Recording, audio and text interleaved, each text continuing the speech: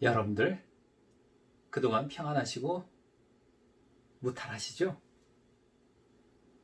그저 건강 조심하시고요. 활기차게 저와 함께 한국교회사 강의 속으로 빠져 들어가 보시죠. 전 시간에는 성서 번역의 역사에 대해서 잠시 말씀드렸습니다. 드디어 개신교가 본격적으로 이 땅에 선교 사역을 시작하기 이전에 자체적인 역량, 주체적으로 성서 번역에 참여하고요. 그리고 그 결과물로서 성경이 나왔던 이야기를 여러분들에게 해드렸습니다. 1874년에서 1876년에 이르는 기간 동안에 로스와 맥킨타이어라고 하는 선교사들이 만주지방에 와서 봉황이 있는 고려문을 통하여 사업에 실패한 이응찬과 그의 친구들, 또 그리고 서상륜 형제들, 그들을 통해 성서가 번역되어졌습니다.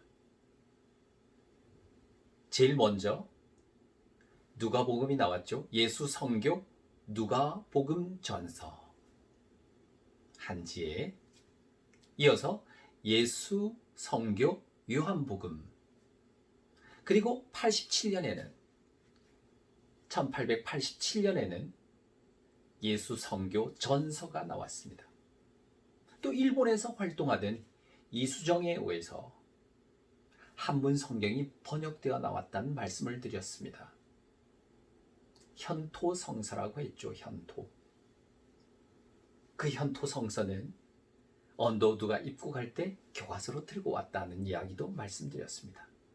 자, 이와 같은 선교의 역사들이 과연 우연일까요? 인간의 눈으로 보면 모든 것은 우연히 이루어진 사건, 또 그리고 우연히 이루어진 만남이라고 할 수 있습니다. 하지만 하나님의 구속사 속에서는 우린 이것이 섭리 속에서 이루어진 것이 아니냐. 1884년이라고 하는 해는 성서 번역도 이루어지고 또 그리고 만주지방을 통해서 끊임없이 조선 선교의 가능성이 타진되고 있을 그와 같은 때였습니다마는 우리나라 역사 속에서도, 일반 역사 속에서도 아주 큰 사건이 벌어졌죠. 갑신정변이었습니다. 그뿐만 아니라 1884년으로부터 정확히 100년 전으로 돌아간다면 1784년은 최초의 수세자 이승훈이 베이징 복성당에서 그라몽 신부로부터 영세를 받은 해이기도 합니다.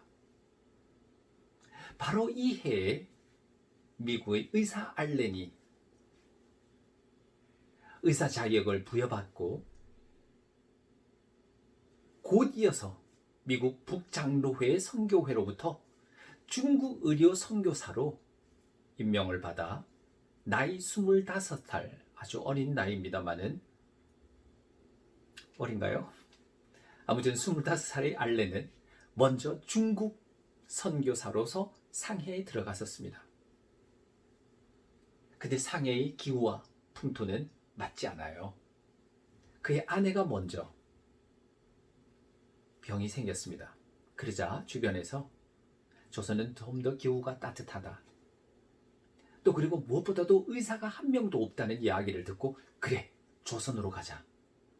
그래서 미국에 다시 청원을 올려 조선으로 들어가는 것을 허락받습니다. 그리하여 1884년 9월 20일 날 제물포에 도착한 거예요. 드디어 개신교 역사상 최초의 선교사가 들어왔습니다. 의사 알렌. 가끔 드라마에 보면 이 의사 알렌은 정치적이에요. 그리고 경제적인 이해관계를 많이 따집니다. 그래서 부정적으로 비춰질 때가 있어요. 실제로 그런 일도 있습니다. 광산에 관심이 많아요. 금광에. 이득을 챙기려고도 했었어요. 그는 목사는 아니었습니다. 의사였습니다. 푸트 공사는 주한 미국 푸트 공사는 그에게 공사관 의사를 맡겼고요. 그가 들어온 9월 20일 그가 들어온 지 석 달 뒤에 조선은 큰 사건이 벌어졌습니다. 바로 갑신정변입니다. 급진 개화파였던 김옥균, 박영효, 홍영식, 서광범, 서재필 이와 같은 사람들에 의해서 지나치게 친청, 청나라에만 의존하는 민비의 그와 같은 개혁에 반기를 들었습니다. 우정국 낙성식을 계기로 해서 신호로 그리고 민시척족을 척결하고 수구파를 척결하고 일본의 메이주신을 본받는 급진적인 개혁을 추진하려고 했던 사건이죠. 이때 민황후의 조카였던 민영익 대감이 우정국 낙성시에 참여했다가 낌새를 알아차리고 먼저 빠져나갔습니다. 그런데 매복하고 있던 자객에게 칼을 맞아요. 7군데나 자상을 입습니다. 그는 죽게 생긴 몸으로 마침 그때 와있던 미국의 알렌 의사에게 보여졌습니다. 그리고 알렌 의사는 그를 치료해서 낫게 해주었어요. 이 소문은 국왕귀에 고종의 귀에도 들어갔고요. 민왕후와 고종 귀에도 들어갔을 뿐만 아니라 백성들에게도 정말 아주 신기에 가까운 서양인 의사가 왔노라라고 하는 이름이 회자되기 시작했습니다. 그러므로 갑신정변은 우리나라에서 개신교 선교 역사상 아주 중요한 사건이 되어버렸어요. 이를 계기로 알렌은 고종의 시의가 되었습니다. 아주 측근에서 그를 진료하고 치료하는 의사가 되었다는 말씀이죠. 뿐만 아니라 벼슬도 받습니다. 참판에 해당하는. 참판이면 차관급이지 않습니까? 차관. 이런 직급을 받습니다. 그러자 탄력을 받아요. 그 이듬해 85년 왕실의 건의를 해서 광해원이 개설되었습니다. 아주 봄날 벚꽃이 만개해 가는 그와 같은 즈음에 4월달인데요. 4월 9일 광해원이 개설됐습니다. 그리고 이름을 바꾸어요. 곧 제중원. 광해원 제중원. 이 병원은 지금 현재 우리들이 볼 수 있는 세브란스 병원의 전신이 되었습니다.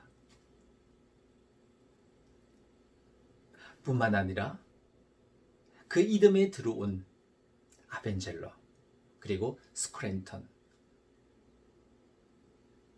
데모 스크랜턴 여사 말고요. 아들 스크랜턴도 의사였었어요.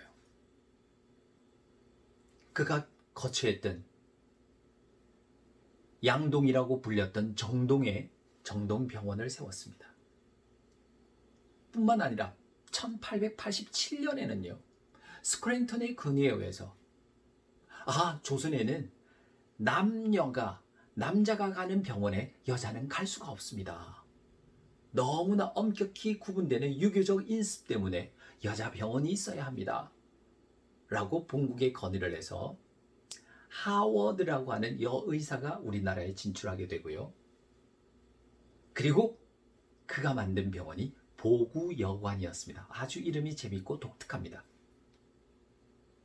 이렇게 하여 조선에는 최초로 의사들이 진출하고 그리고 선교사를 겸한 이런 의료 선교의 역사가 초기에 발현되고 시작되었습니다. 앞서 서두에 말씀드린 것처럼 성서 번역의 역사에서부터 주체적인 수용, 성서 번역의 역사에서부터 선교사들과의 밀접하고도 끊임없는 관계, 그것이 직접적이든 간접적이든 만주 중국을 통해서든 아니면 일본, 미국을 통한 직접적인 전파이든 이런 다양하고 다이나믹한 개신교의 선교 역사가 시작됐습니다. 그 서두는 의료 선교였습니다. 한국은 아주 열악해요. 의료 사정이 열악해요. 잘 씻지 않습니다.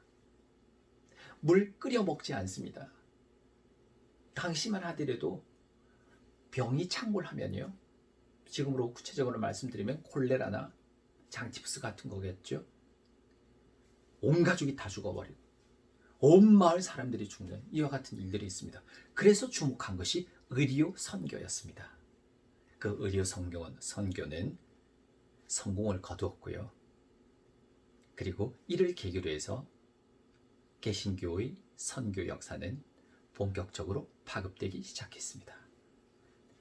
자, 감사합니다. 다음 시간에는 좀 더 구체적으로 언더우드와 아펜젤러의 활동에 관해서 여러분들에게 말씀드리도록 하겠습니다. 감사합니다.